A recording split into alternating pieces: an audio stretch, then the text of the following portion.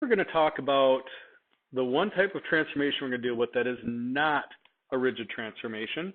It doesn't give us congruent figures. It gives us similar figures, an enlargement or reduction of the original.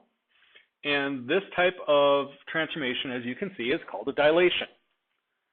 A dilation is a congruence transformation in which a figure is enlarged or reduced with regard to a fixed point C called the center of dilation. So we always have a center of dilation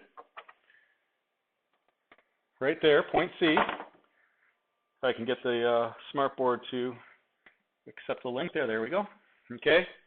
And what we do is we find that center of dilation, and we can see we have to pay attention which is the original and which is the copy. We can tell which is the original and which is the copy by which one is P and which one is P primed. Because usually we can, if we look at the P prime, that tells us that's the copy, that the PQR here is the original. So looking at what's going on here, I start with a smaller one, I end up with a bigger one. Is that going to be a reduction or enlargement? No, that is not a trick question. That really is the type of question that gets asked. The only way you get this wrong on a quiz or a test, reduction or enlargement, is if you're really not paying attention. If you just always assume that the smaller one is the original and the bigger one is the copy, if you always make that assumption, you will be wrong half the time. You just got to look for a minute and say, which one is P, which one is P primed, or whatever the letter is, and then you figure that out. Now,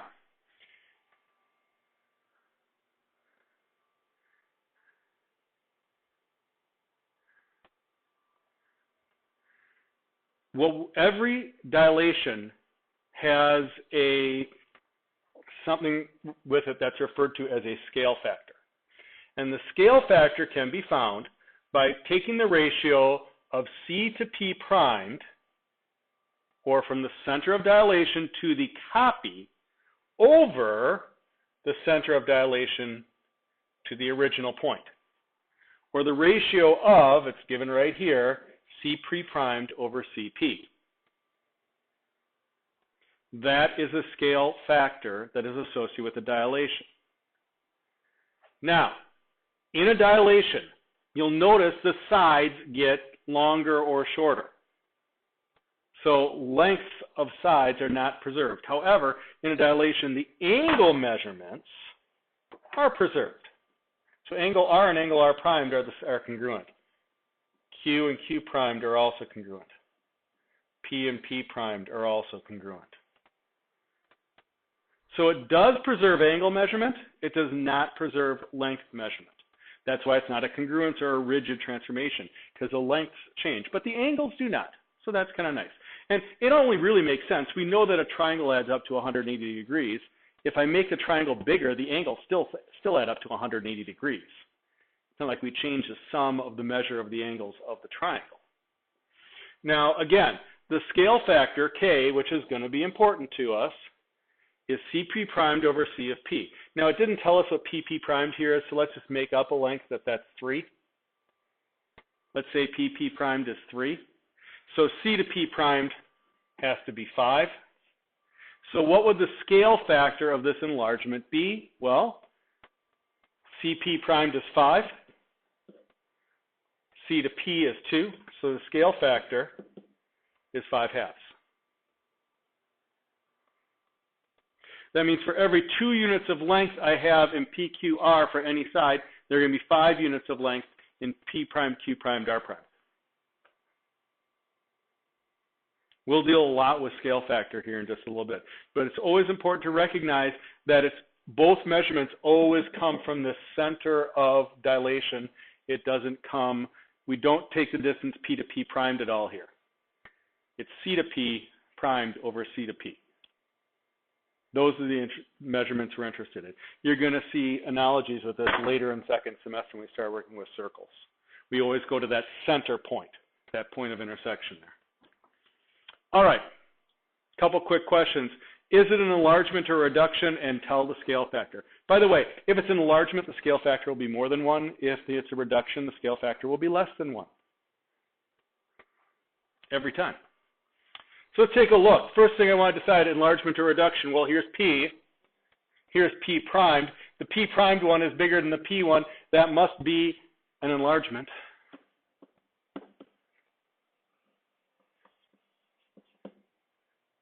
And the ratio is going to be CP primed over CP, which is 12 over 8, which of course we will reduce 3 to 2. So the scale factor K is 3 to 2. Let's look here. Here's the original. P is out here. The copy is here, P primed. It's smaller than the original, therefore it must be a reduction.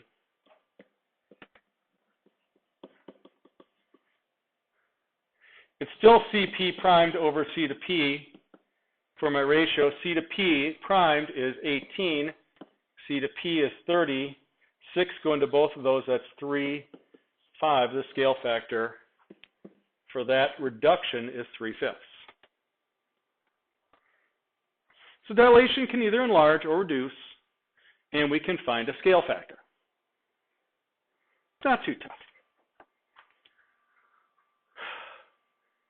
Here's a question. In a dilation, CP primed is 3 and CP is 12. Find the scale factor and tell whether it's an enlargement or reduction. You're saying, wait a minute, I don't have a picture. What am I going to do? Well, let's look at the scale factor. Scale factor is CP primed over C to P. We are told CP primed is 3, CP is 12. That reduces to 1/4. The scale factor is 1/4. Oh, the scale factor is less than 1. It's a fraction less than 1. Therefore, that must be an enlargement or reduction. When the scale factor is small, less than 1, that is a reduction.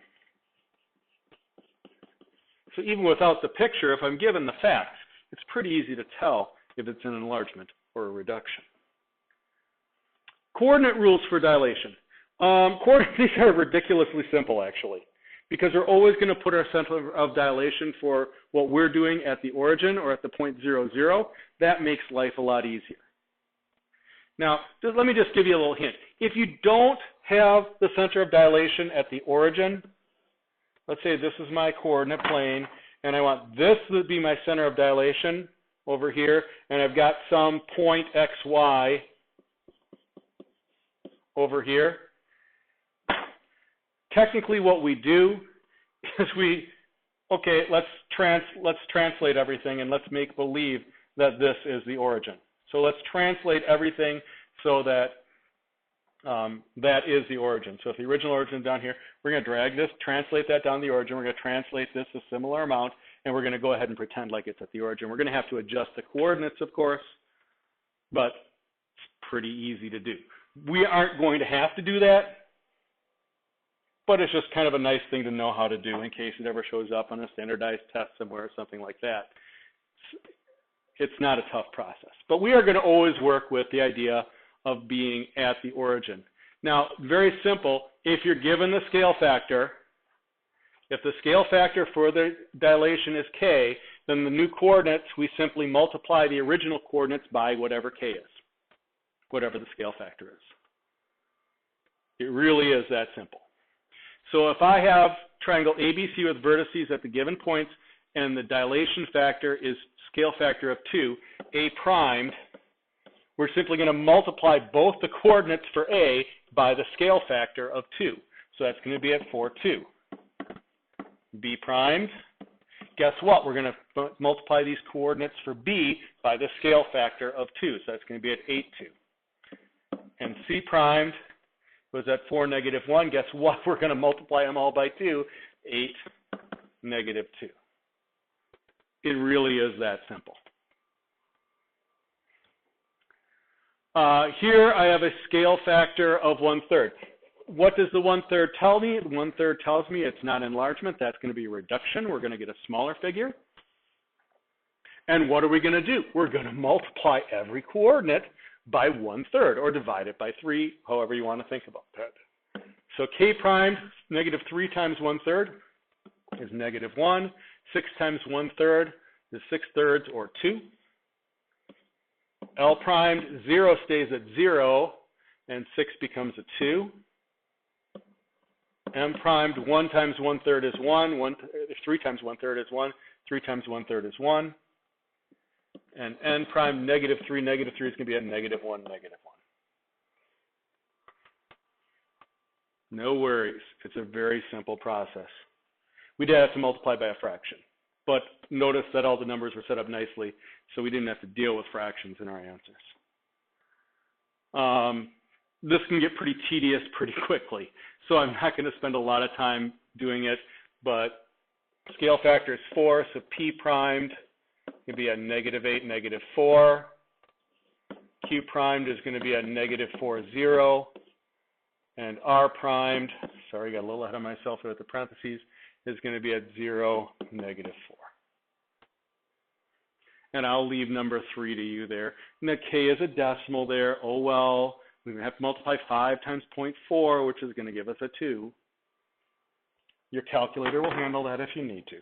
You'll be just fine. And again, same idea. And it says to graph it, and yes, you will be doing some graphing of this, but find the points first, then graph the points. You're going to see the dilation. It's pretty simple. So nice to have something that's not too tough to work on. Dilation in the coordinate plane. I think you're going to like it just fine. And we'll see you in class.